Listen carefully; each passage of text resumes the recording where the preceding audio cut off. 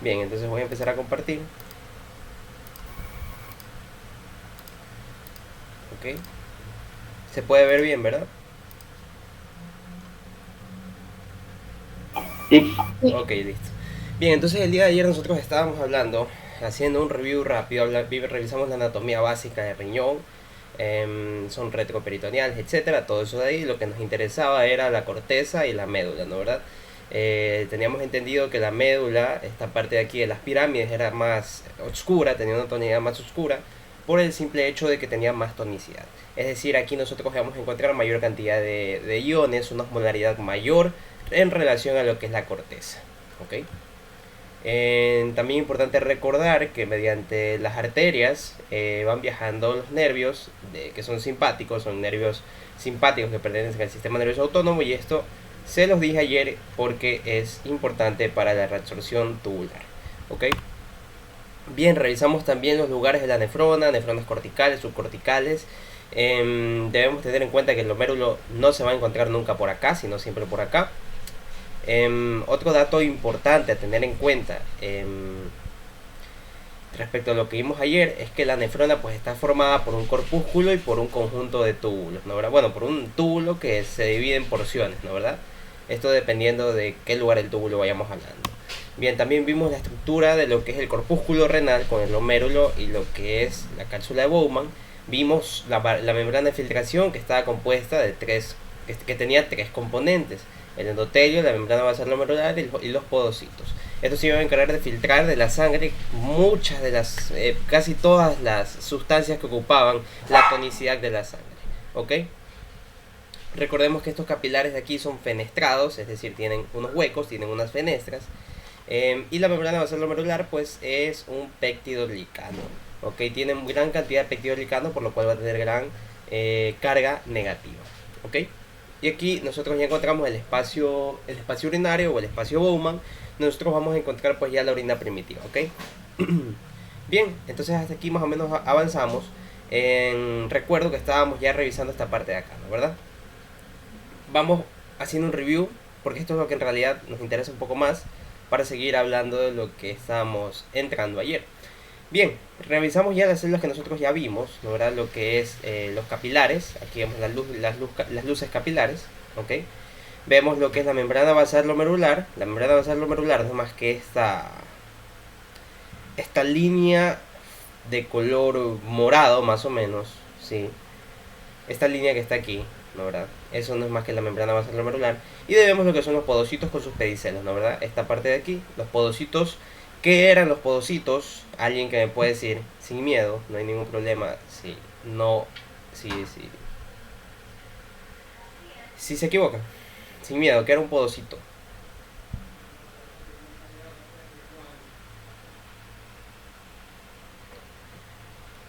Chicos, ¿qué era un podocito?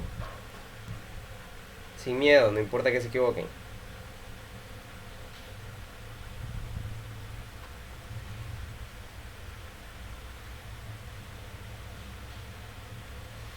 Un podocito.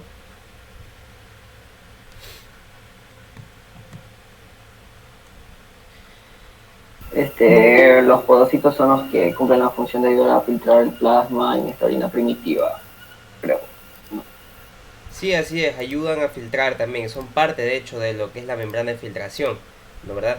Pero recordemos que yo les dije que los podocitos son la lámina o la capa visceral de lo que es la cápsula de Bowman. Recordemos que la cápsula de Bowman yo les dije ayer que era como un saquito, que se comportaba como una cerosa. En el video también lo dije que se comportaba como una cerosa.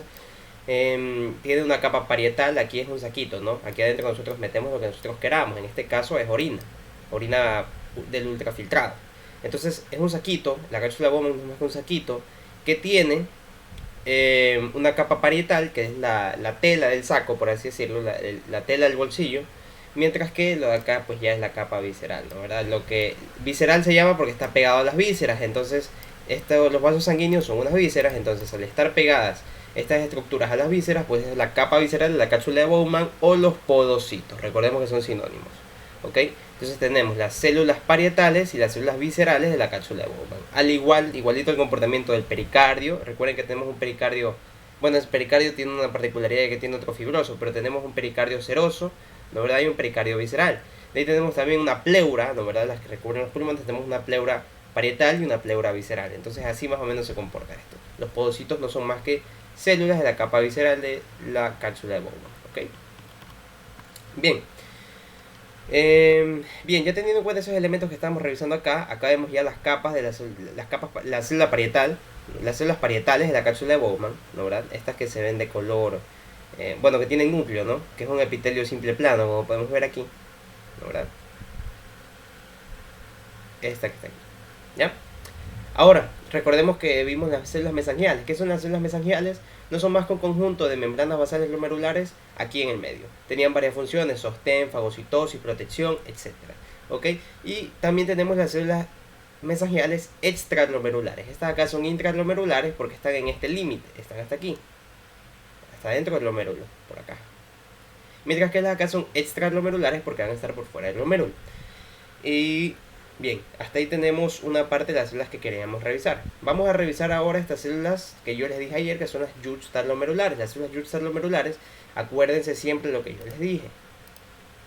Las células juxtaglomerulares van a funcionar como varoreceptores.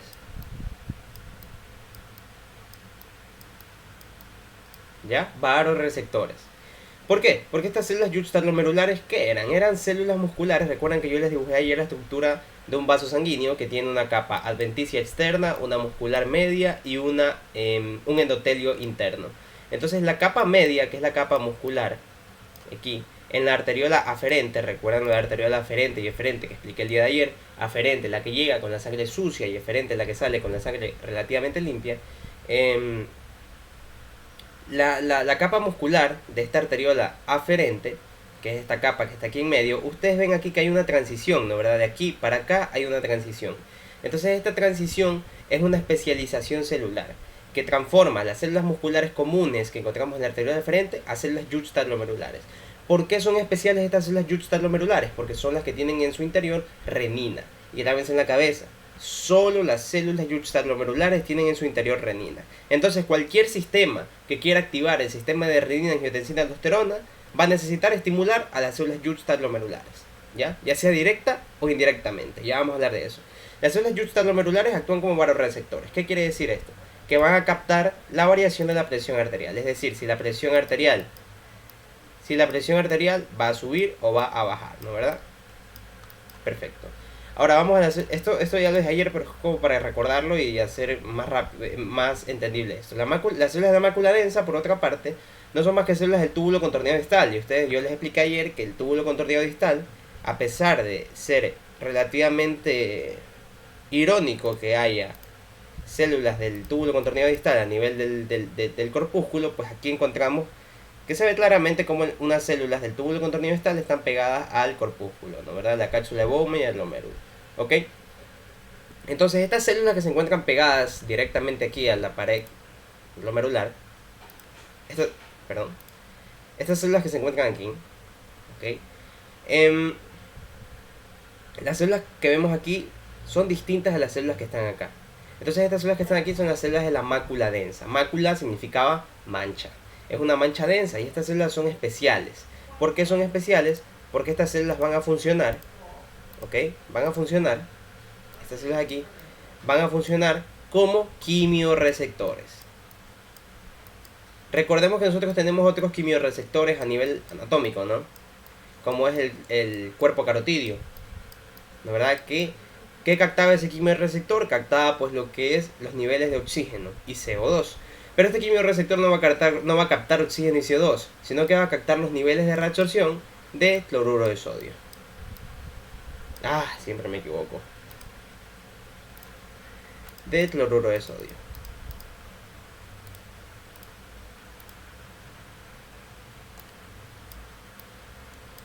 ¿Ok? Entonces actúa como un quimioreceptor de la absorción de cloruro de sodio. Entonces, aquí es donde viene la base del sistema renina, angiotensina, aldosterona. Ya vamos a hablar en detalle de este, pero hablando a nivel general, yo ya les dije que el sistema de renina, angiotensina, aldosterona, pues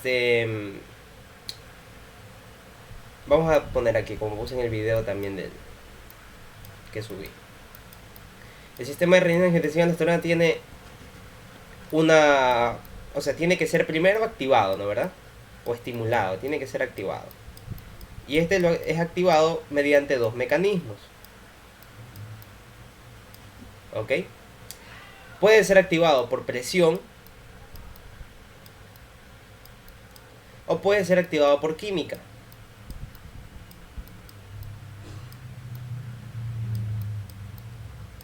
¿Ok? Entonces, ¿cómo es activado el sistema renina-angiotensina aldosterona? Para eso nosotros tenemos que ver qué consecuencias va a dar la activación de este sistema. Las consecuencias, y esto grábenselo muy bien.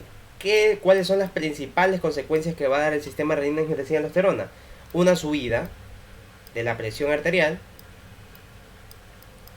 y una subida de la reabsorción de sodio a nivel tubular. Entonces, siendo estas las consecuencias finales, ¿cuáles creen ustedes que serían las causas que activen el sistema renina-angiotensina aldosterona? Las dos causas, ya les puse aquí la pista, depresión y causa química. ¿Cuáles serían exactamente estas causas que activan al sistema renina-angiotensina aldosterona si el resultado es el aumento de la presión arterial y el aumento de la reabsorción de sodio a nivel tubular? Los escucho. Cualquier cosa. Disminución del sodio a nivel tubular y sí. y baja la presión. Así es, exactamente. Entonces, como vamos empezando por donde tú dijiste, el estímulo químico. ¿Cuál es el estímulo químico? Que las células de la mácula densa capten que no hay suficiente cloruro de sodio reabsorbido, entonces activan inmediatamente el sistema renina-angiotensina aldosterona. ¿Y cuál es el otro estímulo? El estímulo de la presión que dijo la compañera. Pues vemos aquí que las células juxtaglomerulares dijimos que eran varoreceptoras. Entonces, si a este nivel se capta una bajada de la presión arterial, ¿qué es lo que va a hacer inmediatamente? Pues liberar renina, porque recordemos que las únicas células capaces de liberar renina son las células juxtaglomerulares. Ahora, ¿cómo entonces la mácula densa va a activar el sistema renina-angiotensina aldosterona? Bien, pues simplemente mediante señales celulares va a llegar y le va a decir a las células juxtaglomerulares: oye, no estoy reabsorbiendo suficiente cloruro de sodio, entonces ¿sabes qué? Activa tu renina para que yo pueda reabsorber sodio. ¿Ok? Entonces, así funciona. ¿Ya? Y ahora sí ya podemos entrar a hablar en sí de cómo funciona este sistema de renina-angiotensina aldosterona. ¿Ok?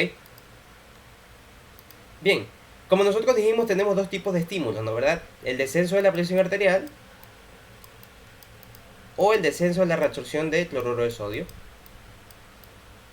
Entonces, esos dos van a activar aquí a nivel renal, a nivel, ya saben, ya sea de la mácula densa o de las células juxtaglomerulares, va a activar lo que es la renina. ¿Ok? Entonces aquí la renina es una peptidasa, es parecido a una enzima. Tenemos renina secretada. Esta renina se va a dirigir hacia la sangre, hacia el torrente sanguíneo. Ok, entonces se dirige la renina hacia el torrente sanguíneo. En algún punto el torrente sanguíneo tiene que llegar ¿a dónde? Tiene que llegar a nivel hepático, ¿no verdad? Y en el hígado se secreta una sustancia denominada angiotensinógeno. Esta sí la voy a escribir completa porque es importante la palabra. Angiotensinógeno. Siempre que ustedes vean geno, génesis, etcétera, significa que va a crear algo. Este angiotensinógeno necesita actuar junto con la renina, necesitan actuar ambos, la renina y el angiotensinógeno, por así decirlo. Bueno, no se fusionan, sino que la renina actúa sobre el angiotensinógeno para formar otra sustancia, la cual es la angiotensina. Aquí nada más voy a poner la angiotensina 1.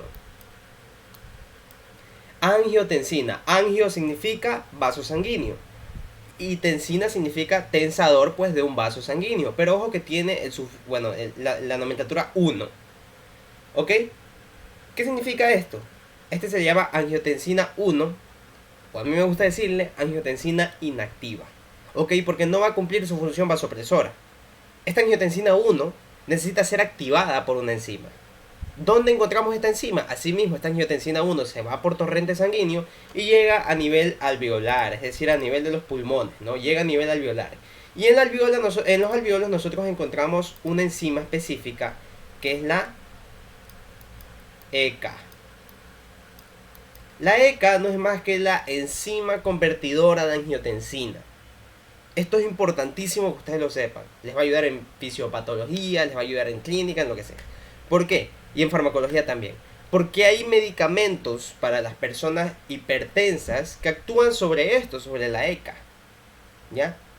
Entonces, si el sistema renina, angiotensina, aldosterona eleva la presión, ¿ustedes creen que esto será bueno para una persona hipertensa? No. Obviamente no va a ser bueno.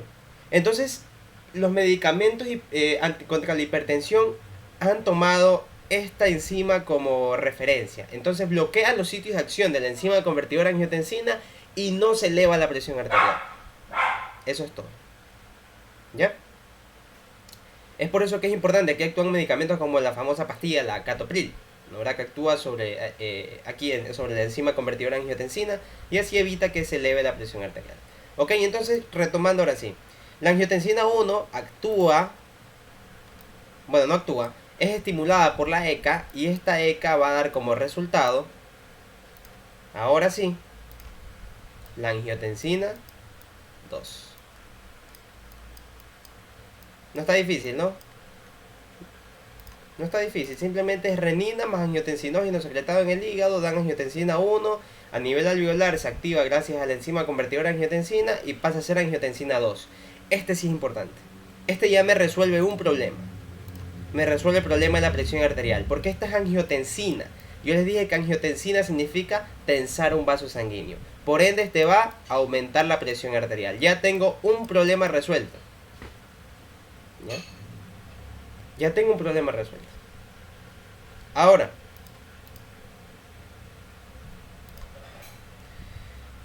esta angiotensina 2 también llega aquí a nivel de lo que es la glándula suprarrenal, ¿ya? Y la glándula suprarrenal, gracias al estímulo de la angiotensina 2 a nivel de la glándula suprarrenal, esta va a liberar otra sustancia, la aldosterona. La aldosterona. ¿Ok? ¿Qué hace la aldosterona? Bien, aquí ya resolvemos nuestro segundo problema. Va a aumentar la reabsorción de sodio a nivel de los túbulos contorneados distales. A ese nivel actúa la aldosterona. Entonces aquí ya tenemos un resumen de lo que es el sistema de renina angiotensina de aldosterona. No solo hace esto, también estimula la hormona antidiurética, estimula también el sistema nervioso simpático y tiene otras funciones también, pero estas dos que les acabo de decir son las principales, que no se pueden olvidar nunca. ¿Ya? Entonces aquí tenemos ya los tres componentes de los que hemos estado hablando, los tres componentes que le dan nombre a este sistema, ¿no? ¿Verdad? En este caso, renina, ¿no? ¿Verdad? Angiotensina, vamos a poner la angiotensina 2 porque es la que actúa, ¿no? Y aldosterona. ¿Ya? Así más o menos se da este sistema de renina, angiotensina, aldosterona. ¿Ya? Déjame revisar algo. De si no hay nadie acá. No, todo está bien. El sistema de renina, angiotensina, aldosterona. Ok, entonces así funciona este sistema. Así ya saben cómo es activada la renina. Puede ser activada por dos vías. En este caso, ya sea por la bajada del cloruro de sodio a nivel de la mácula densa, la bajada de captación de este quimiorreceptor, o la bajada de la presión arterial a nivel de las células Schultz-Stahl glomerulares. ¿Ok? Estos granulos blancos que ustedes ven en las células Schultz-Stahl glomerulares, imaginen que son renina. ¿Ok? Así nunca se los van a olvidar. Las células Schultz-Stahl glomerulares son las que secretan renina. Bien, aquí podemos ver otra imagen, creo que un poquito más didáctica que la que les estoy enseñando acá, donde podemos ver, ¿no? Miren aquí, estas son células Schultz-Stahl glomerulares, estas células más oscuritas. Bueno, aquí Guyton las ha desarrollado como más oscuritas, las células Schultz-Stahl glomerulares, y acá vemos las células de la mácula densa, porque este es el túbulo contorneado distal. ¿Ok? Acá nosotros vemos pues las diferentes, aquí vemos las células mesangiales intraglomerulares o glomerulares. Vemos lo que son los vasos sanguíneos, el endotelio, la membrana basal glomerular y los podocitos con sus pedicelos, que son las de un color como tirado morado. ¿Ya? Bien. Ahora sí, vamos a hablar ahora sí de fisiología pura. ¿Ya? Em, ¿Cómo empezar a hablar de la filtración? Como yo ya les dije hace rato, bueno, en la clase anterior, la filtración en sí se lleva gran parte de los solutos, de lo que es sodio, potasio, cloruro, aminoácidos, proteínas, etcétera. Se lleva gran parte de esto. ¿Ya? Proteínas pequeñas, ojo. Ya se lleva gran parte de esto. ¿Ya? Aquí vemos que llega la arteriola aferente y sale la arteriola eferente. Y aquí vemos los capilares glomerulares. Y aquí vemos que en la cápsula de Bowman ya empieza aquí el ultrafiltrado, ¿no? ¿Verdad? Pero quiero que se fijen aquí algo que tal vez este dibujo es mucho más didáctico para explicarlo. Miren cómo va bajando por aquí por el túbulo, ¿no? ¿Verdad? Va bajando por el túbulo y miren cómo hay un capilar aquí al lado, que viene de la arteriola eferente. Miren cómo hay un capilar aquí. Yo les dije que el capilar le dice, ¿sabes qué? Devuélveme lo que es mío, lo que sí me sirve, entonces yo me lo llevo. Y entonces aquí le devuelve sodio, le devuelve potasio, le devuelve cloro, le devuelve todos esos aniones y iones todos esos aniones y cationes que hemos estado hablando, se los devuelve aquí a la vía sanguínea y se van por la vena renal, ahora sí. ¿No? ¿Verdad? De ahí llega al corazón, se oxigena a nivel del pulmón y se van ya a la circulación sistémica de nuevo esta sangre limpia. ¿No? ¿Verdad? Entonces así es como nosotros entendemos este sistema. ¿Ya? Entonces, de ley tiene que existir reabsorción tubular. ¿Ya? Porque le dice devuélveme lo que es mío. Respecto a la cantidad, alrededor de 180 litros diarios. ¿Ya? La composición, cómo se va a componer este ultrafiltrado inicial. Ya les dije que va a tener pues muchos iones que son necesarios para la vida. ¿Ya? La filtrabilidad de los solutos. Ok, aquí hay algo importante que decir. A medida que el soluto es más grande, es más difícil filtrarlo, porque recordemos que los vasos sanguíneos tienen unos poritos. Ok, entonces estos poros tienen un tamaño limitado. Entonces, mientras la sustancia sea más grande, va a ser más difícil filtrarlo. ¿Cuáles son las sustancias más grandes que encontramos en el plasma sanguíneo? ¿Quién me dice? Las proteínas. Perfecto, proteínas. Y también pues ya yo hablé de plasma, ¿no? Pero obviamente las células tampoco van a pasar por aquí porque también son grandes. Entonces, las proteínas, así es, las proteínas, no pasan por aquí. ¿Ya? Al menos la mayoría. Hay unas pocas que sí, pero al menos la mayoría no pasan por aquí. ¿Ok? Entonces aquí nosotros ya empezamos a hablar, antes de meternos a tasa de filtración glomerular, que es el tema central de la fisiología a nivel corpuscular, tenemos que ver los pasos de la formación de la orina. Miren, filtración, lo que yo les acabo de hablar. Miren, 1, filtración, se filtra todo casi. 2, reabsorción, miren, cómo se devuelve al capilar peritubular, se devuelve esta reabsorción, ¿verdad? Se devuelve. Lo que, lo que nos sirve a nosotros, lo que le sirve a la sangre, se devuelve, se reabsorbe, ¿ok? Debemos una fase de secreción. Secreción significa todo este intercambio que se da en sí, o sea, lo que sí se va a excretar, pero que sigue en los túbulos. Y por último, la excreción, ¿ya? Que es lo último, ya cuando se va la excreción. Entonces, ¿qué es exactamente la tasa de filtración glomerular? Creo que tengo otra diapositiva más acá. No. Bien, la tasa de filtración glomerular, supongamos que nosotros necesitamos un 100%, ¿no? ¿Verdad? Un porcentaje de sangre que llega a los riñones. Entonces, de este 100% de sangre que llega a los riñones, un 22% de esta sangre, se va a filtrar en este caso. Se filtra. ¿Ok? En la tasa de filtración glomerular. Déjenme revisar que esté... Sí, el 20%, 22%. Ajá. Más o menos el 20%, sí. Entonces sí, aquí más o menos se filtra del 20 al 22%. ¿Ok? Entonces, eso es la tasa de filtración glomerular normal. Yo les pregunto, ¿qué factores pueden afectar a la tasa de filtración glomerular? Supongamos que se filtra, como yo les dije, los 180 litros diarios. ¿Qué factor afectaría para que se filtre más o menos cantidad de plasma? Cualquiera, uno, digamos. La presión arterial. Sí, la presión arterial puede llegar a afectar, sí, correcto, pero vamos a ver que el glomérulo en sí tiene unos mecanismos autorregulatorios. Vamos a revisar eso, es muy interesante. En eso se basa el capítulo de la fisiología.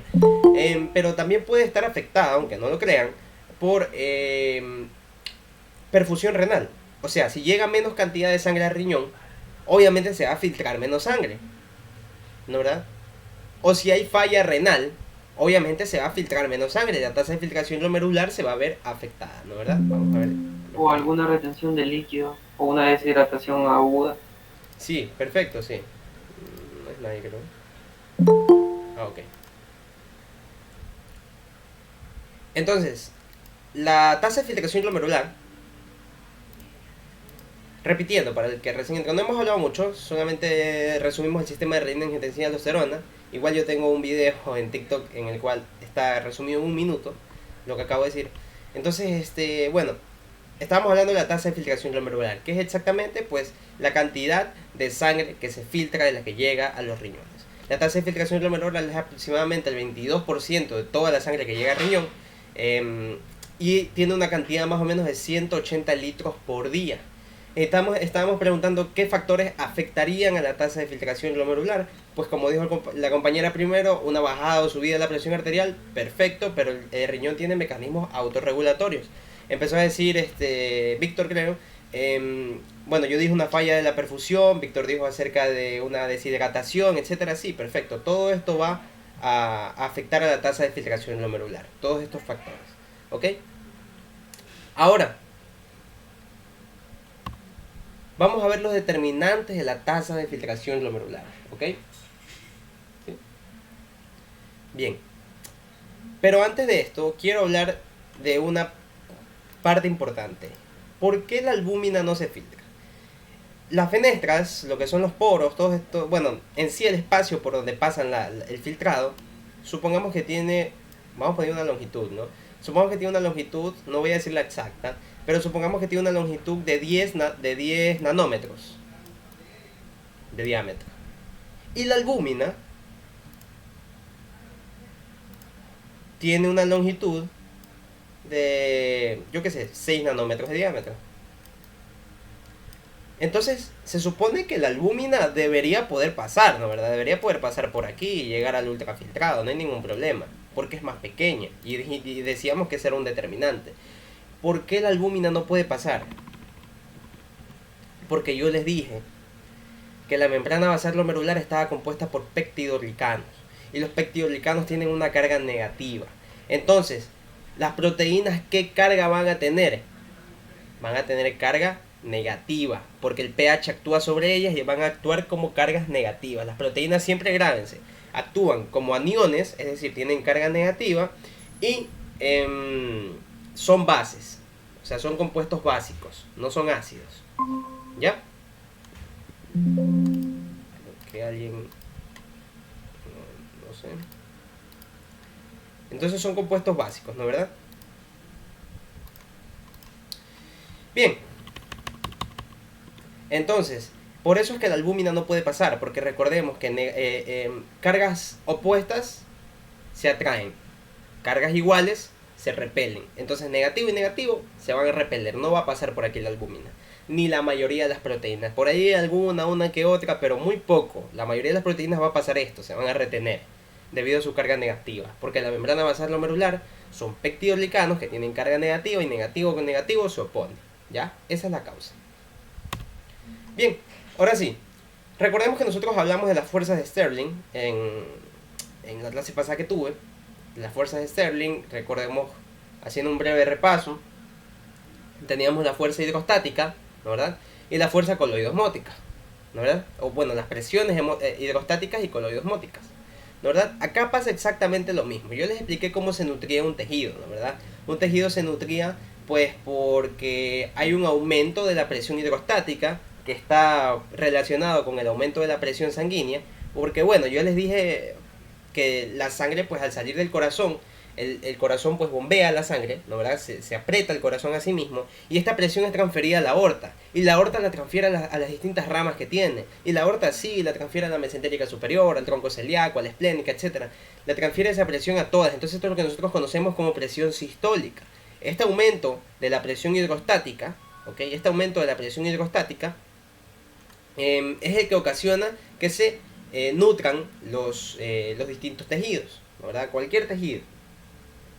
Y recordemos que había una fuerza que se oponía a esto y que ambas mantenían un equilibrio en la mayoría de los casos, ¿no, verdad? La otra fuerza que se oponía, ¿cuál era? La fuerza, o bueno, la presión coloidosmótica. La coloidosmótica no permitía que salga plasma sanguíneo, que salga sangre, ¿sí? Que salga sangre desde el capilar hacia el tejido, ¿ok? Entonces estas dos tienen que estar más o menos en un equilibrio, ¿ya? Creo que está claro, todos entienden eso, lo de las fuerzas de Stirling. ¿O no? ¿O tengo que explicarlo? Sin miedo.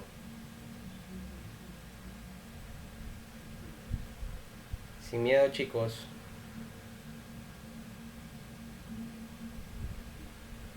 Me avisen si lo tengo que explicar. No demora igual.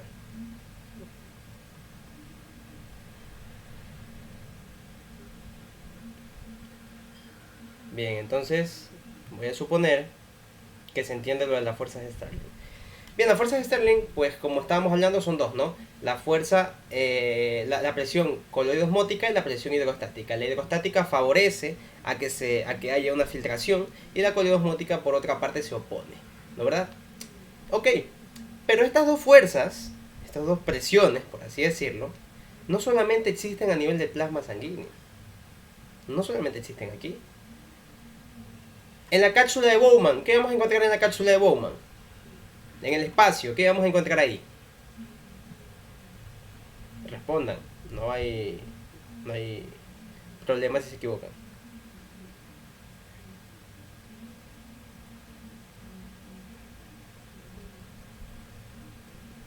¿Qué vamos a encontrar a nivel del espacio de Bowman? Aquí, miren, ¿ven? ¿Qué vamos a encontrar aquí?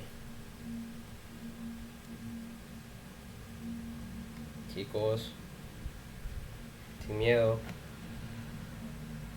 ¿Qué es esto amarillo que yo les dije ayer?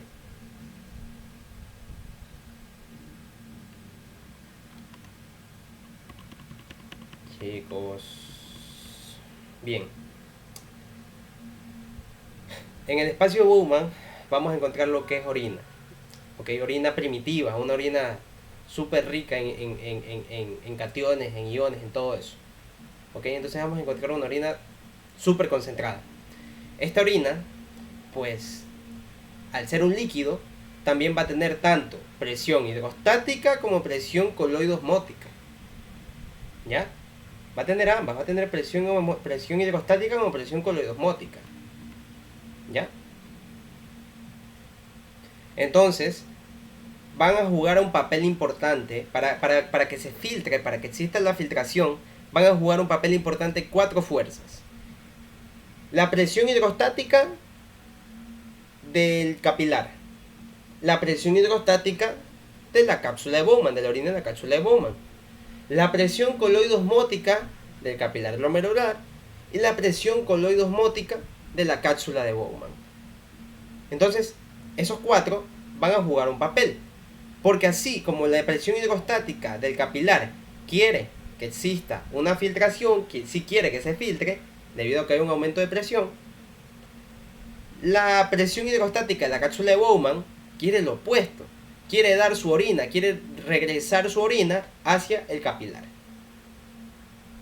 Asimismo, la presión coloidosmótica del capilar sanguíneo quiere oponerse a que se filtre, no quiere que se filtre porque recordemos que la presión coloidosmótica estaba dada por las proteínas y las proteínas tienden a reabsorber agua.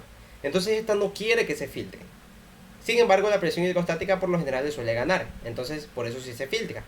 Y la presión coloidosmótica de la cápsula de Bowman, por otra parte, ¿qué es lo que va a querer? Que no se vaya su orina. Quiere que se quede su orina. ¿Ya? Entonces, así más o menos funciona. ¿Ya? Entonces, ¿cuál va a ser el resultado final de la filtración neta? ¿Ya? Vamos entonces a sumar las fuerzas que ayudan y a restar las fuerzas que se oponen. ¿Ya? ¿Cuáles son las fuerzas que ayudan? La presión hidrostática glomerular, ¿no verdad? Y la presión coloidosmótica de la cápsula de Bowman. Porque recordemos, la presión coloidosmótica de la cápsula de Bowman significa que hay proteínas y las proteínas atraen agua. Entonces, si atraen agua, van a querer que se filtre sangre desde acá hasta acá. ¿Ya? Entonces, aquí vemos aquí en este cuadro las fuerzas que favorecen a la filtración y las que se oponen. Aquí vemos la presión hidrostática y la presión coloidosmótica de la cápsula de Bowman. ¿Por qué yo he subrayado aquí la presión hidrostática glomerular? Porque aquí estos números que están aquí, significan la presión, pero también significan la importancia que tienen en la filtración. Como podemos ver, la presión hidrostática glomerular tiene una importancia o una presión, bueno, sí, es la presión de 60 milímetros de mercurio. Es decir, es muy importante, es la más importante. Mientras que miren la importancia de la cápsula de Bowman. 0. La de la coloidosmótica, 0. ¿Por qué? Porque aquí casi no hay proteína. Aquí casi no hay proteína. Yo les dije que no se filtran muchas proteínas, entonces aquí casi no hay proteína. ¿Ya? Ahora miren las fuerzas que se oponen. Vemos la presión hidrostática de la cápsula de Bowman, específicamente, sí hay una cierta cantidad y es considerable, pero no es la más importante tampoco. Pero esta sí es considerable, a diferencia de la coloidosmótica. Y miren la presión de coloidosmótica glomerular. Esta sí es mucho más amplia. Y esta también se opone, porque recordemos que hay proteínas que absorben, que tienden a reabsorber agua, ¿no verdad? Que no quieren que se les lleven su agua. ¿Ya? Entonces, para tomar en cuenta la tasa de filtración neta, es decir, el total de filtrado que se va a realizar, ¿ya? O la presión neta a la que se va a filtrar, que tiene que ser por lo general de 10 milímetros de mercurio, vamos a tomar tres medidas, ¿ya? Esta que está aquí, sí. Esta que está acá, como es insignificante, se la puede poner, pero no va a tener significancia, entonces no la vamos a tomar en cuenta.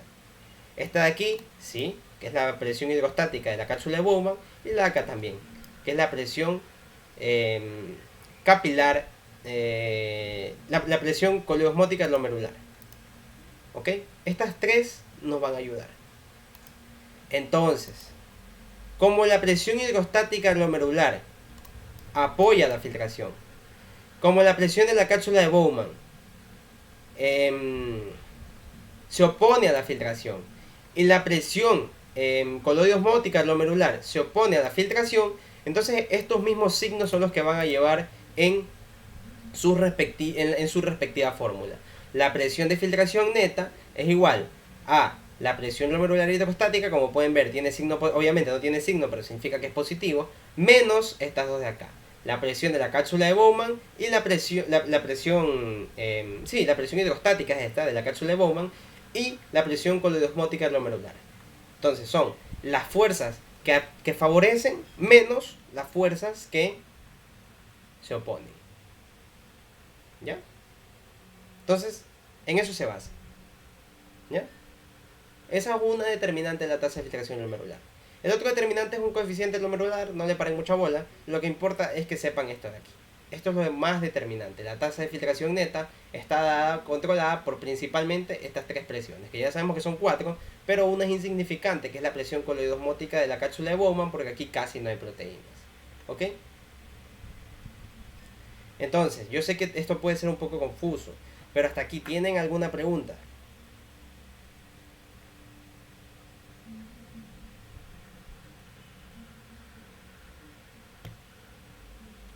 Sin miedo.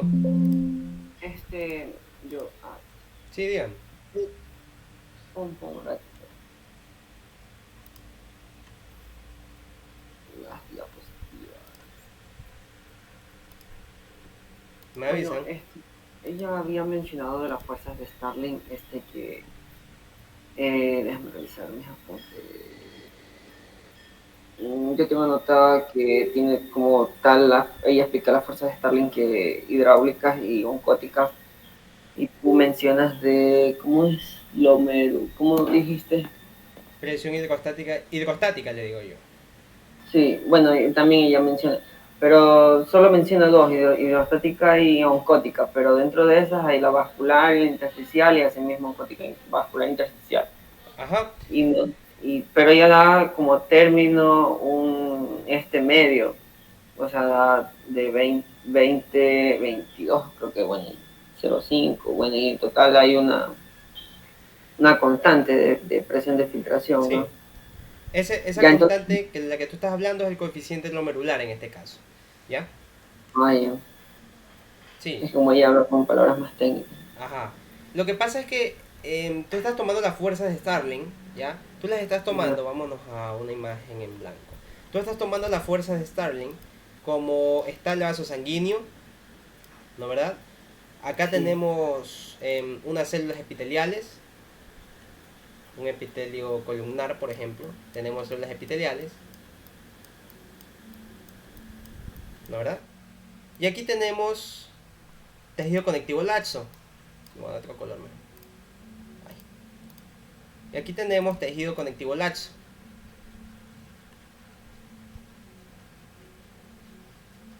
Entonces lo que decía la doctora es que efectivamente esto es cuando se está nutriendo un tejido.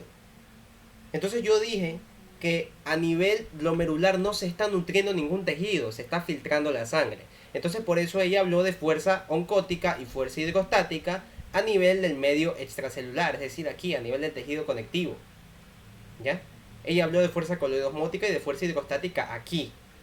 Pero como nosotros estamos a nivel renal, entonces esa misma fuerza que tú decías coloidosmótica e hidrostática a nivel intersticial es la de la cápsula de Bowman en este caso, porque es la que se opone. ¿Ya? ¿Estamos claros ahí? Sí. Ok, entonces, si alguien no entendió, también me puede avisar y yo lo vuelvo a explicar ya, obviamente más rápido, pero al punto, ¿no? Diego, Ujú. hola. En este caso, las fuerzas, bueno, la presión, las fuerzas hidrostáticas y las coloidosmóticas, por ejemplo, cuando se da la reabsorción a Ujú. nivel del túbulo renal, variarían, ¿verdad? No serían las mismas. Claro, O se variarían. mantendrían. Variarían, sí. Porque nosotros cuando tenemos un tubo, como tú, muy buen ejemplo que has puesto,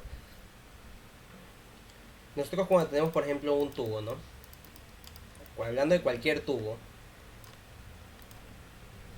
cuando tenemos un túbulo, por ejemplo, el túbulo contorneado proximal, supongamos que este es el túbulo contorneado proximal. Aquí vamos a tener, ¿qué pasa? Que van a haber algunos segmentos de la nefrona, algunos segmentos de la nefrona, aquí está, algunos segmentos de la nefrona donde va a haber más agua. Y hay otros segmentos de la nefrona donde va a haber menos agua y el agua es la causante de la presión hidrostática. Entonces, en los lugares donde hay más agua, va a haber mayor presión hidrostática aquí, ¿no, verdad? Entonces la reabsorción se va a ver un poco más dificultada, ¿ya? Perdón, se va a ver más favorecida. Pero en los lugares donde hay menos agua, la reabsorción se va a ver más dificultada. ¿Sí me están entendiendo? Ajá. Ok, entonces así más o menos es la variación de estas fuerzas. ¿Ok? Aunque ahí también me surge una duda, porque había visto que la reabsorción en sí, a nivel de los túbulos, tiene dos etapas. La primera que pasa el epitelio y la Ajá. segunda es cuando va al capilar. Entonces, en el capilar, la presión hidrostática más o menos sería como lo que explicaste ahorita. Habría una dentro del capilar y otra en el líquido intersticial, ¿verdad? Así, exactamente. Entonces ahí ya Ah, tenemos, mira, tenemos acá como lo que como lo que le expliqué a Víctor, la nutrición. ¿Ya? Entonces, debido a que hay un aumento de presión hidrostática a nivel del líquido intersticial debido a la absorción de agua, se reabsorbe a nivel capilar. Y también había una variación de las fuerzas de Starling en los túbulos porque cada segmento de túbulo tiene como una especificación, algo específico que tienen que hacer. Así es. Y por ejemplo, me imagino que a nivel proximal la presión hidrostática es más fuerte porque ahí es donde se ocurre del 70-80% del filtrado. ¿Sí? Así es, de la reabsorción. de la reabsorción Ajá. tanto de sodio como de agua a nivel de túbulo contorneado Por proximal. ejemplo, de asa del en descendente, ahí creo que no va a haber porque no se filtra. Ahí solo se filtra. Claro, a nivel de... Lo que pasa es que a nivel de asa de asa gel de descendente, se reabsorbe mucho lo que es agua, ¿no verdad? Pero ¿por qué no se reabsorben solutos? Aquí ya no entran tanto las fuerzas de Stirling. Aquí entra la permeabilidad de la membrana. Claro, ahí no hay porosidad, no hay Ajá. acuaporina. Ahí no hay... ajá. Ahí no hay... Ahí más bien hay acuaporinas, porque sí se reabsorbe el Perdón, sí agua. hay acuaporinas. Sí. Ajá. Ahí sí Solo hay hay acuaporinas, acuaporinas. no hay canales específicos para filtrar. Exactamente, no hay canales de sodio, no hay canales de potasio, por eso es que a nivel de asa N descendente no se reabsorben estos iones. Pero a nivel de asa N ascendente, ¿qué pasa? Sí hay canales, pero ya no hay acuaporinas. Entonces no se reabsorbe agua. Entonces ahí las fuerzas de Stirling como que quedan un poco en segundo plano y entra lo que es la permeabilidad de la membrana a los iones y al agua. ¿Ya? ¿Estamos bien? Algo, A ver. sí, algo también que, bueno, para aportar en lo del asa Denle, que aparte de los canales, es la morfología de la célula. Sí. He visto que no tienen esa membrana en cepillo y tampoco hay mecanismos de transporte activo porque tienen poquitas mitocondrias. Entonces, por eso Sí, no sí. pueden pasar en contra. Perfecto. Y otro dato para que lo tengas en cuenta. No sé si tuviste la clase ayer. A nivel del túbulo contorneado proximal y a nivel del túbulo contorneado distal, las células epiteliales, ¿no, verdad? De estos túbulos van a tener esta disposición, mira. Como tú dijiste, van a tener un borde en cepillo que aumenta la reabsorción. Pero si ves el espacio gigante que yo estoy dejando aquí entre célula y célula, este espacio paracelular, Ajá. también va a tener un espacio paracelular gigante. Entonces eso favorece la reabsorción a nivel del túbulo contorneado proximal y el túbulo contorneado distal. ¿Ya? Ya, listo. Listo.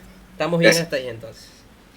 Bien, chicos, entonces espero que se haya entendido, ¿ya? Porque esto de la filtración es importantísimo. Si ustedes entienden esto de aquí, vamos a entender los mecanismos regulatorios de maravilla, ¿ya? Porque esto es lo normal, esto es lo que se da. Y estas son las presiones normales. Aquí vemos la presión hidrostática glomerular, es de 60 milímetros de mercurio, la coloidosmótica de 32, la de Bowman, en la cápsula de Bowman, la hidrostática de 18, y la coloidosmótica de Bowman, que es inválida, ¿no verdad? Es de 0, por lo general. Bien, vamos a hablar ahora del flujo de sangre renal y del control fisiológico de la tasa de filtración glomerular. El flujo de sangre renal corresponde, aunque ustedes no lo crean, al 22% del gasto cardíaco. ¿Ya? Esto es muchísimo. ¿Ya? Requiere más gasto cardíaco que incluso el cerebro. ¿No verdad?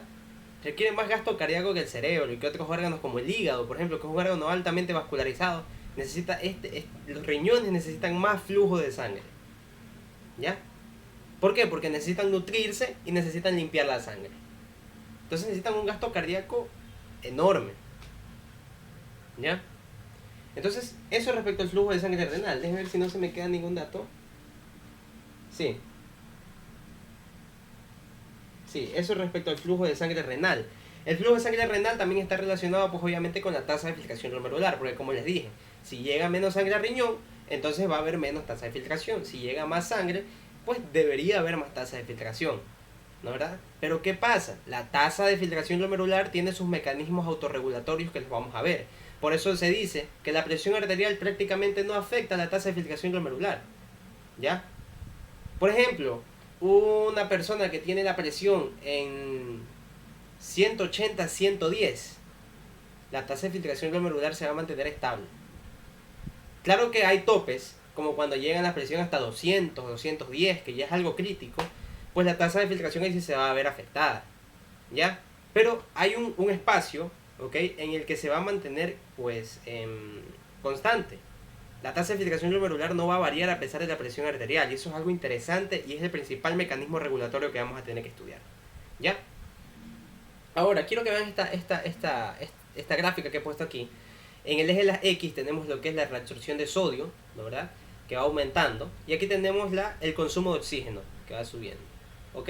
Y aquí tenemos un consumo basal de oxígeno, es decir, el consumo normal de oxígeno que se da a nivel general. Pero miren aquí algo interesante.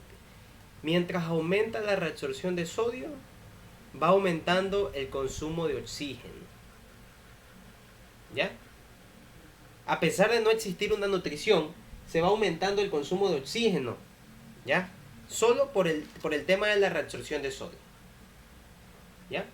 ¿Por qué? Porque obviamente se van a necesitar bombas, se van a necesitar un montón de cosas para que se reabsorba este oxígeno, ¿ok? Entonces, ¿cómo va a estar controlada esta tasa de filtración glomerular? Las arterias interlobuliares van a intervenir, sí, pero más va a intervenir la arteriola aferente y eferente, y eso ya vamos a ver en los mecanismos regulatorios. Bien, entonces las interlobuliares que les estaba hablando son, miren, aquí vemos la anatomía macroscópica primero, vemos las arterias segmentarias, de ahí vemos las arterias interlobulares, ¿no, verdad?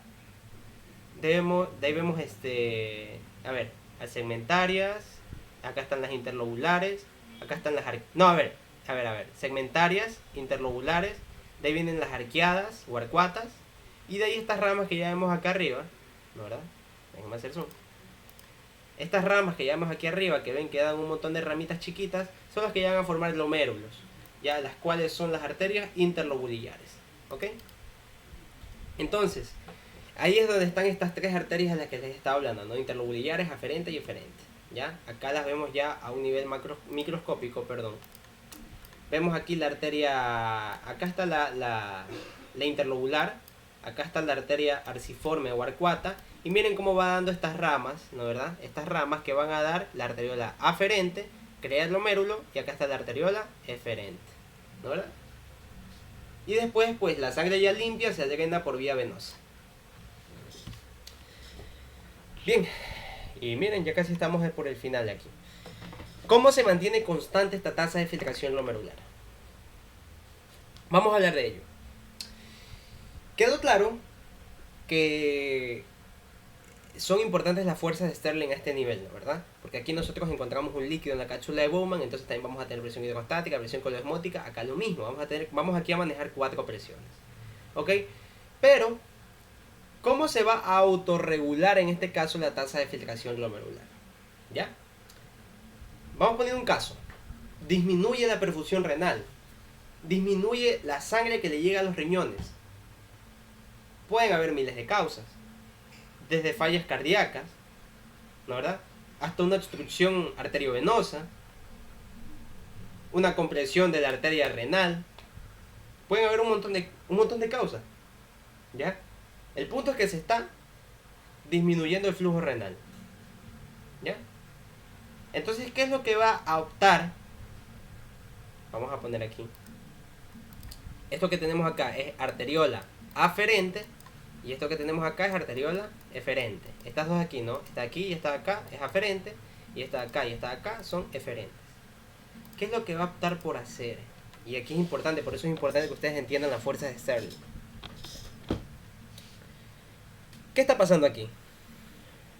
Se está disminuyendo la luz, se está contrayendo, hay una vasoconstricción, hay un aumento de la resistencia arterial. ¿Ya? ¿Con qué objetivo hace esto? A ver, maquinen, piensen, ¿con qué objetivo ustedes creen que está haciendo esto? Disminuir el flujo sanguíneo. Así es, está disminuyendo el flujo sanguíneo. ¿Ya? Está disminuyendo el flujo sanguíneo, como tú lo acabas de decir. ¿Ya? Entonces, ¿qué es lo que está pasando aquí? Déjenme... Sí, aquí está.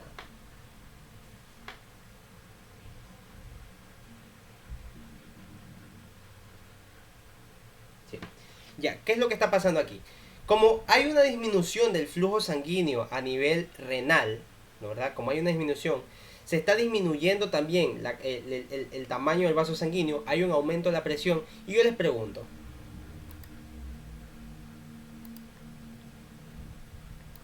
un ratito.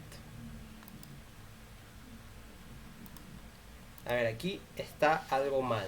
Déjenme revisar. Sí, porque estoy revisando acá en el libro que yo tengo acá y está distinto. Creo que este gráfico está...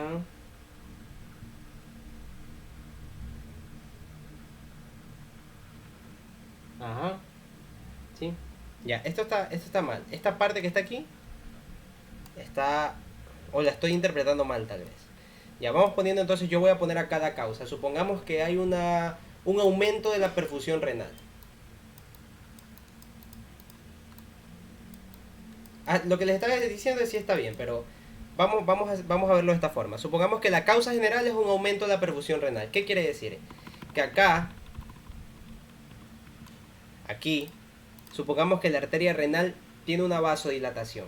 O la arteria interlobular, en este caso, interlobulares, tiene una vasodilatación.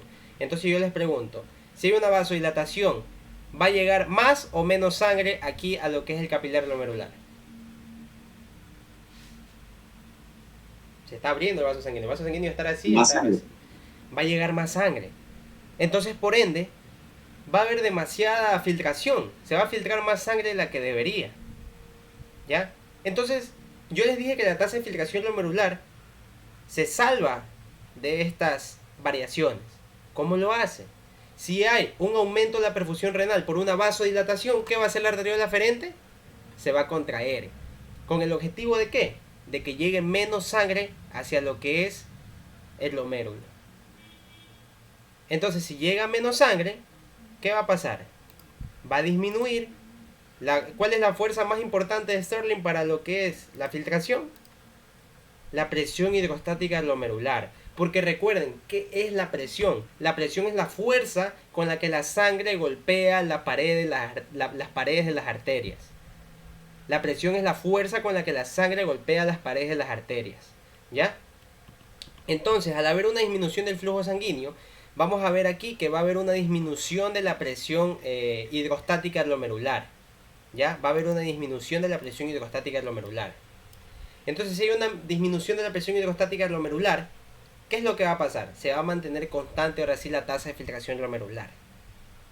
¿Por qué? Porque hace rato, ¿qué es lo que había pasado? Se había dilatado. Y aquí también la arteriola aferente también se dilató. Entonces hubo un desbalance aquí total, porque la tasa de filtración glomerular aumentó exponencialmente. Entonces, ¿cómo se regula solito? La arteriola aferente hace un efecto vasoconstrictor y evita, ¿no verdad? Evita que haya un aumento de la tasa de filtración glomerular. Entonces, ¿cuál es el resultado final?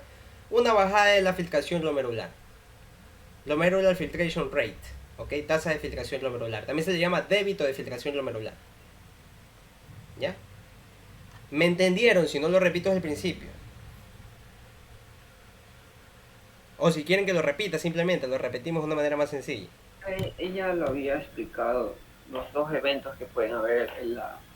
Sí, falta la arteriola aferente todavía, de hecho. Ajá. No, pero ella había explicado cómo funciona esta alta o baja de presión arterial.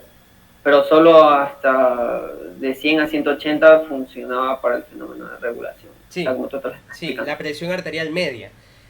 Por eso yo les dije que hay un rango, por ejemplo, las personas que manejan, que se les sube la presión a 180, 110, ustedes tienen que sacar la presión media y ustedes si la ven entre como los límites que dijo Víctor, si ustedes la ven entre esos límites, los riñones todavía tienen la capacidad de autorregularse. Pero si la presión del paciente ya está en 210, 130, chuta, ya es algo mucho más peligroso y ya se ve afectada la tasa de filtración glomerular, porque los sistemas de autorregulación se ven afectados, ¿ya? Se ven afectados, ¿ya? Ahora, chicos, ¿qué es lo que pasa entonces si en vez de aumentarse la perfusión renal, se disminuye la perfusión renal? Hay una vasoconstricción generalizada. ¿Va a llegar más o menos sangre a lo que es el glomérulo?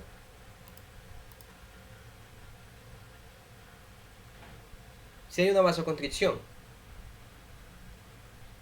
¿qué es lo que va a pasar? Llega menos sangre. Ya. Lo que pasa, sí, efectivamente, está llegando menos sangre. Sí, entonces en el aumento de la perfusión renal llegaba más sangre, entonces lo que optaba por hacer la arteriola aferente es contraerse. Una vez que se contraía, disminuía la presión hidrostática glomerular y disminuía el débito de filtración glomerular finalmente, ¿no? Ese era el objetivo. Porque si llega demasiada sangre, se va a filtrar demasiada sangre y eso es dañino también, ¿ya? Porque, ¿qué consecuencia puede tener? Una hematuria, ¿ya? Una hematuria. En casos sumamente graves, obviamente. Hematuria es la orina con sangre, ¿no?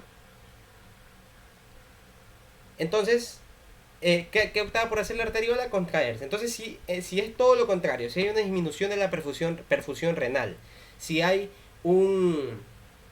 una vasoconstricción generalizada en todo el cuerpo. ¿Qué va a optar por hacer entonces la arteriola aferente? La arteriola aferente ahora va a optar por vasodilatarse. Se dilata. Si acá se contraía, ahora se dilata. ¿Ya? Entonces si se dilata, ¿qué es lo que va a pasar?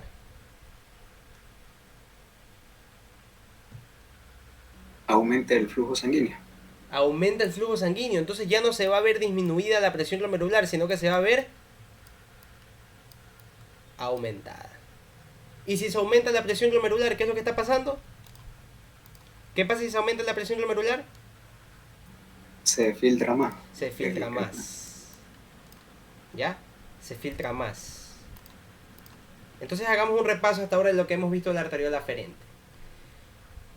¿Qué pasa si hay una vasodilatación generalizada? Hay mucha sangre llegando aquí al glomérulo, se va a filtrar demasiada sangre, no va a ser beneficioso para nosotros, no va a ser útil, va a gastar energía, etcétera. ¿Qué es lo que opta por hacer la arteriola aferente para mantener su tasa de filtración glomerular? Que era más o menos de 180 litros por día. ¿Qué es lo que va a hacer esta de aquí? Pues va a regularse, va a contraerse con el objetivo de que llegue menos sangre y disminuir la presión glomerular. ¿Ya? Entonces, si disminuye la presión hidrostática glomerular, entonces va a disminuir la tasa de filtración glomerular y estamos corrigiendo la cagada que se había hecho, ¿no? Lo malo que había pasado. Todo lo contrario, si existe una vasoconstricción generalizada en todo el cuerpo por distintas funciones, etcétera, un hiperaldosteronismo, por ejemplo, en el que hay un aumento de la presión arterial descontrolada, ¿qué es lo que va a pasar? La arteriola aferente también va a intentar regularse, vasodilatándose, aumentando la llegada de sangre acá, y obviamente, como les dije, la presión no es más que la fuerza con la que la sangre golpea las paredes de las arterias. Entonces tenemos un aumento de la presión glomerular y un aumento del débito, de la tasa de filtración glomerular o débito de filtración glomerular. ¿Ya? Entonces esas son las dos formas en las que puede actuar la arteriola aferente. ¿Ya? Sí, perfecto. Ajá. Perfecto. Entonces, hasta ahí está claro. ¿O tienen alguna pregunta? Porque vamos ahora a la arteriola aferente. Es más interesante todavía la arteriola aferente.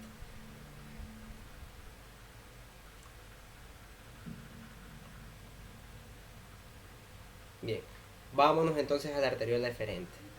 ¿Qué pasa entonces con la arteriola eferente? Recuerden que esto es llegada, está llegando al glomérulo. ¿Ya? Ahora, ¿qué pasa con la salida? ¿Qué va a pasar con la salida? Esta arteriola que está aquí es una arteriola aferente dilatada, ¿no, verdad? Está dilatada. Entonces, si esta arteriola aferente está dilatada, ¿qué está pasando? Aumenta el flujo sanguíneo. Así es, aumenta el flujo sanguíneo, por consiguiente aumenta la presión hidrostática glomerular y por ende va a aumentar el débito de filtración glomerular, lo que había dicho acá, ¿no? Entonces, ¿cómo va a actuar la arteriola eferente en este caso también? De que haya una disminución de la perfusión renal, que esté llegando menos sangre. ¿Cómo va a actuar? Mediante una vasoconstricción a nivel eferente. ¿Ya? Una vasoconstricción. ¿Por qué? Porque yo les dije que esto es entrada y esto es salida, y eso es importante. Porque ¿qué pasa cuando ustedes tienen... ¿Cómo explicarlo?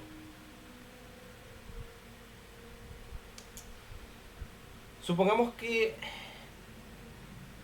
Ok, ustedes van llenando, por ejemplo, un globo de agua, ¿verdad? Lo van llenando el globo de agua, y la presión en el globo va a ir aumentando, porque si ustedes tienen en su mano, tienen la boquilla del globo, ¿qué es lo que va a pasar? La presión va a ir poco a poco aumentando, porque aquí está cerrado y el agua va a querer salir por acá y ustedes no le van a dejar. Así actúa esta arteriola. Entonces esto también contribuye a que aumente esta presión glomerular. ¿Ya? Entonces, ¿qué pasa en un caso en el que baja la perfusión renal? Hay una vasodilatación aferente y una vasoconstricción eferente, con el objetivo de que haya mayor sangre aquí a nivel capilar glomerular, ¿ya? Y se filtre mayor cantidad, hay un aumento de la tasa de filtración glomerular, ¿ya? Porque no me estaba llegando suficiente sangre glomerular, entonces yo necesito autorregularme, dice, yo necesito salvarme yo. Entonces lo que hace es dilatarse acá y contraerse acá, porque la dilatación de la arteriola aferente causa un aumento de esta presión glomerular, y la constricción de la arteriola aferente causa una disminución de la presión, un aumento de la presión glomerular también. ¿Ya? Sí, eso sí había mencionado ella. Por ejemplo, decía que textualmente dijo que para ese caso de baja de la presión arterial va a haber un aumento de la resistencia, en la cual va a generar una vasoconstricción en la arteriola aferente para así mantener la presión constante y tener una filtración constante. Así es, así es, así es. Estos siempre por lo general suelen oponerse a estos sistemas, como pueden ver. La una se contrae y la otra se dilata. ¿Ya? ¿Por qué? Porque acá ya le está dejando salir pues más agua. Le está dejando salir y entonces va En también cambio, acaba de... como ejemplo en el otro, o sea, en el de arriba, Ajá. también ella explicó que pues es algo normal, por eso existen los fenómenos de autorregulación, cuando existe una subida de la presión arterial. Entonces se da como ejemplo, ella explicó cuando uno hace una actividad física, entonces va a haber una deshidratación por medio de los poros, por salivación, bueno, etcétera, de diferentes formas. Entonces por eso se va a haber una vasoconstricción en la arteriola aferente, porque va a haber una menos ingesta de líquidos. Así es. Nosotros a lo que Entonces, sudamos estamos es perdiendo... otra forma de excretar, de expulsar los líquidos del cuerpo. Nosotros a lo que sudamos estamos perdiendo agua. Entonces va a aumentar una tonicidad, la sangre se va a hacer más viscosa y va a llegar menos sangre también. Esta es otra causa de una disminución de la perfusión renal. ¿Ya? Entonces va a llegar menos sangre, se va a hacer más viscosa. Entonces, ¿qué es lo que va a optar por hacer? Se dilata la arteriola y por acá pues ya aumenta la tasa de filtración glomerular. ¿Ok? Pero, para terminar con este tema, la arteriola eferente tiene un efecto bifásico. Bifásico. ¿Qué pasa? Supongamos que la arteriola eferente tiene una capacidad para contraerse de un 100%. Obviamente no se va a cerrar toda, pero yo digo, tiene una capacidad de un 100%. Si la arteriola eferente se contrae hasta en un 50%, por ejemplo, efectivamente van a pasar los efectos que vemos aquí. Aumenta la presión glomerular, aumenta el filtro la tasa de filtración glomerular. ¿Ya? Pero ese 50% me permite que por aquí salga sangre, ¿o no? Sí me permite. Me permite que salga la suficiente cantidad de sangre. ¿Qué pasa si se contrae, por ejemplo, a un 85%? ¿Sale sangre? Sí, pero a mucha menor velocidad. Sale sangre mucho más, en un volumen mucho más pequeño. ¿Ya? Entonces, si sale sangre en un volumen mucho más pequeño, ¿aquí qué va a pasar? Se va a acumular sangre, ¿verdad? Y se va a acumular la misma sangre. Entonces, si se acumula la misma sangre, yo les pregunto, y acá se está filtrando todo lo que son solutos sodio, potasio, cloruro, etcétera. Si se está filtrando todo eso de ahí y no se están filtrando las proteínas, ¿este líquido aquí se está o no se está llenando de proteínas?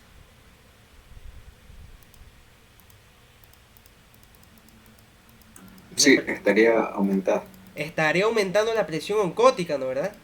Estaría aumentando la presión oncótica. Entonces, esta resistencia aferente va a ser todo lo contrario ahora. Debido a que aquí aumenta la presión oncótica, ¿qué va a pasar? Va a reabsorber agua de acá. Va a reabsorber solutos con el agua desde acá. Entonces hace el efecto todo lo contrario por lo que empezó. ¿Ya? Entonces, supongamos que hasta un 50% aumenta la tasa de filtración glomerular. Pero ya en niveles un poco más elevados va a hacer todo lo contrario, va a disminuir la tasa de filtración glomerular. ¿Por qué? Porque se concentran proteínas aquí en el capilar y el aumento de las proteínas va a aumentar la presión coloidosmótica o coloide y va a reabsorber agua. ¿Ya?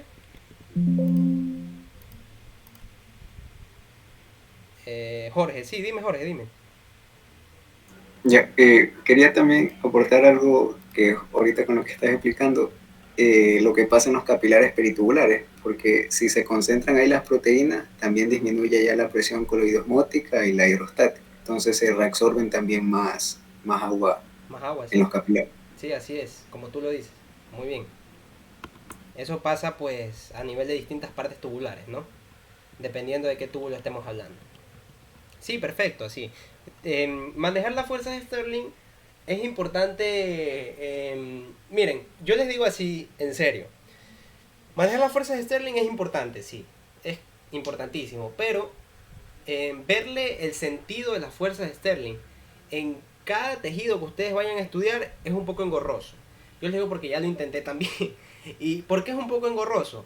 Porque hay tejidos en los que hay proteínas que permiten el paso de una cosa, acuaporinas que permiten el paso de agua, otras que sí, otras que no, otras que sí, otras que no. Entonces, aprenderte de que se reabsorbe en cada parte. Y aparte aprenderte cómo actúan las fuerzas de Stirling es un poco engorroso. ¿Ya? Entonces, por eso es que los comentarios que ustedes hacen están increíbles, de verdad. O sea, están súper. Porque están viéndole el sentido a las fuerzas de Stirling ya a otros niveles. Pero hay otros aquí porque no hay muchas de este tipo, como muchas barreras para esta fuerza de Stirling. Pero en los capilares peritubulares, en los túbulos en sí, sí hay determinantes para esta fuerza. Ya, entonces por eso es que a veces suele ser un dolor de cabeza estudiarlas. Lo que importa que ustedes entiendan las fuerzas de Stirling es aquí a nivel capilar y a nivel nutricio. A nivel capilar glomerular y a nivel nutricio. Cómo se nutren los tejidos. ¿Ya?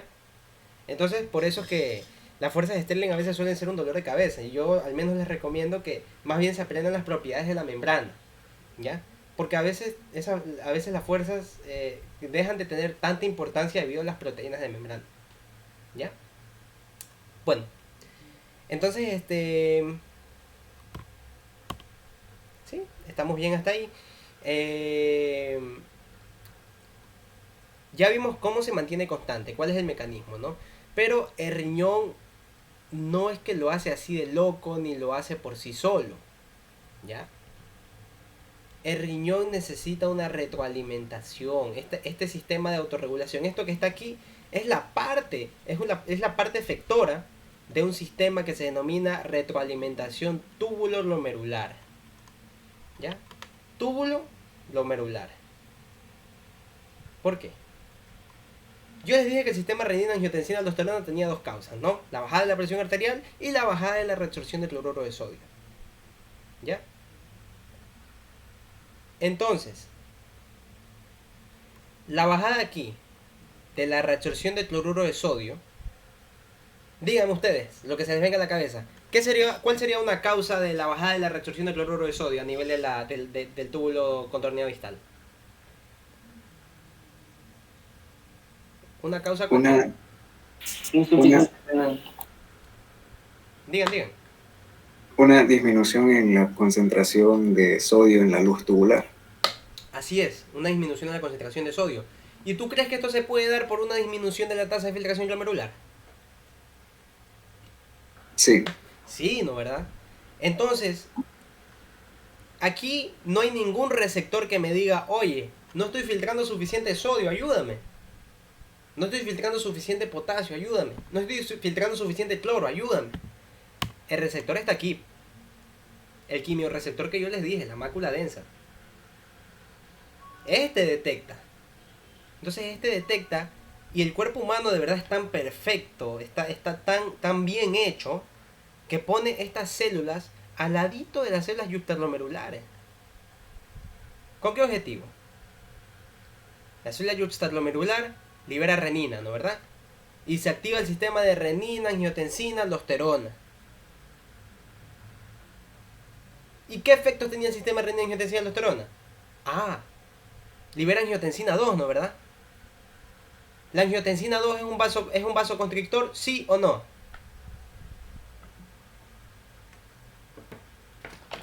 Sí. La angiotensina 2 es un vasoconstrictor. Entonces yo les pregunto, ¿va a contraer o no va a contraer estas arteriolas?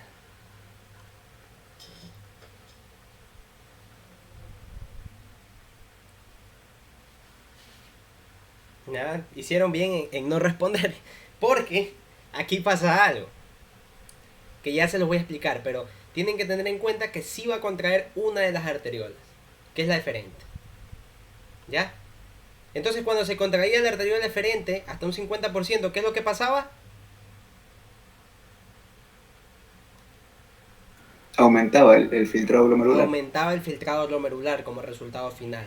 Entonces, pueden ver la relación del sistema renina-angiotensina-aldosterona con la filtración glomerular. Ahora se lo ven, ¿no? ¿Verdad? Entonces, si se aumenta la presión aquí, se aumenta la tasa de filtración glomerular, se aumenta la tasa de sodio y cloruro filtrado, ¿y qué va a pasar acá? Los niveles se van a restablecer y van a quedar normales. ¿Ya?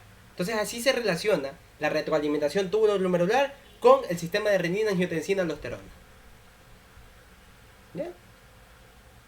Ahora, vamos a ver este cuadrito que está aquí. Miren, una bajada de la presión arterial, que también puede ser una bajada de la reabsorción de cloruro de sodio, puede ser cualquiera de esas dos causas. Bueno, pero aquí dice bajada de la presión arterial. Causa una bajada de la presión hidrostática glomerular. Esto causa una bajada de la tasa de filtración glomerular. Esto causa una bajada de la reabsorción de cloruro de sodio a nivel de la mácula densa. ¿Ya? Causa una bajada de la reabsorción a nivel de la mácula densa. Y esta va a tener dos efectos. El primer efecto, actúa sobre la célula glomerular, libera renina, angiotensina, aldosterona. Bueno, angiotensina, que es la que nos interesa, y aumenta la resistencia eferente de la arteriola eferente. Pero yo les pregunto, ¿la angiotensina tiene lógica que contraiga hasta de aquí? En un caso de que quiera filtrar más. ¿Tiene lógica? Solo digan sí o no. No. No tiene lógica. No tiene lógica porque si yo contraigo esta de acá, va a bajar la filtración y eso es lo que no quiero. Yo quiero que solo se contraiga esta. Ah, entonces, ¿qué tiene la arteriola aferente que no tiene la arteriola eferente? La angiotensina contrae casi todos los vasos sanguíneos del cuerpo humano, excepto la arteriola aferente. ¿Por qué? Porque la arteriola aferente tiene inhibidores, no es afectada. A la arteriola aferente no la afecta la angiotensina 2.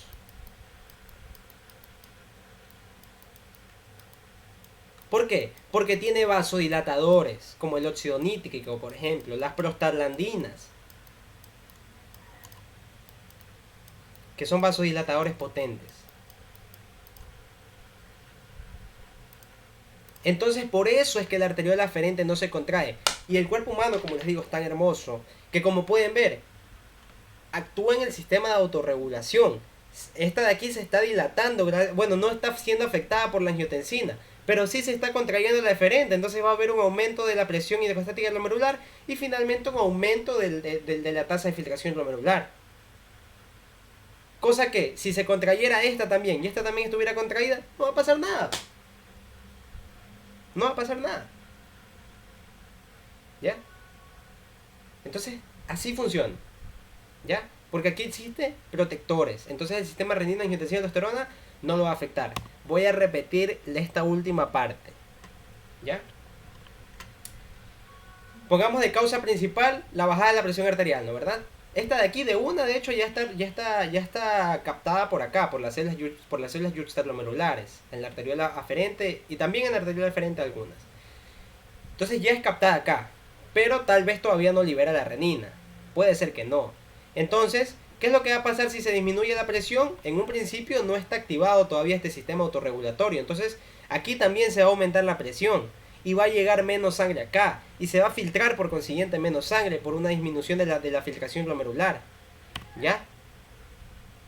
Entonces, si se filtra menos sangre, se filtra menos soluto, se filtra menos cloruro de sodio, a este nivel de la mácula densa va a haber menos cloruro de sodio también que reabsorber.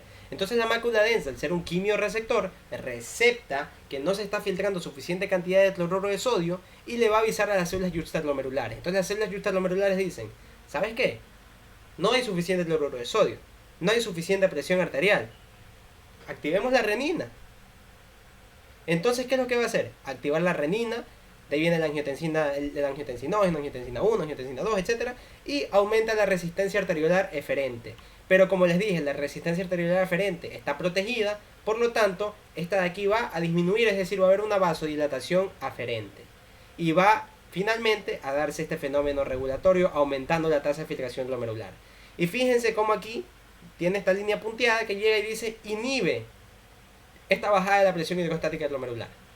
¿Por qué? Porque ese es el efecto que está causando. Está aumentando la presión hidrostática glomerular. La angiotensina 2 contrae la arterial eferente acá está protegida por el óxido nítrico y las prostaglandinas, las cuales pues van a mantener este vaso sanguíneo dilatado. Si este está dilatado y el acá está contraído, aumenta la presión glomerular. Acuérdense siempre de eso. Y si el acá está contraído y el acá está dilatado, disminución de la presión glomerular, porque no está llegando suficiente sangre como para que haya fuerza contra las paredes de los capilares aquí. Bien, entonces creo que ahí estamos bien. Vamos a la última y ahí sí, si tienen alguna pregunta me dicen. Esto yo le puse esta diapositiva por hablarles de la contradicción, ¿no?, de la angiotensina 2. Y aquí se ven efectos de los diferentes de los diferentes vasoconstrictores y vasodilatadores. Ya, aquí vemos la norepinefrina, efecto en la tasa de filtración glomerular la disminuye, porque la norepinefrina también es un vasoconstrictor. La epinefrina también, la endotelina también, esto lo pueden leer en Guyton. La angiotensina previene la bajada, ¿no, verdad? Y el óxido nítrico, como les dije, es un vasodilatador, aumenta el efecto de la tasa de filtración glomerular, y las prostaglandinas también. Entonces, esto sería todo prácticamente esta primera parte, porque de ahí ya vendría la reabsorción tubular. ¿Tienen alguna pregunta?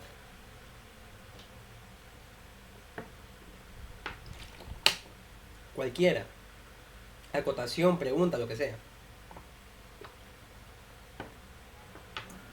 Yo quería hacer dos aportes. Bueno, el primero era sobre lo que habías mencionado de la albúmina, que no se filtraba. ¿Sí? Por las cargas negativas, pero también el pH, o sea, una mayor concentración de hidrogeniones puede hacer que estos se unan a las cargas negativas de la albúmina y entonces se neutraliza en sí, y por eso, como tiene el tamaño adecuado y está neutra, puede salir. Sí. Y ahí es cuando se presenta.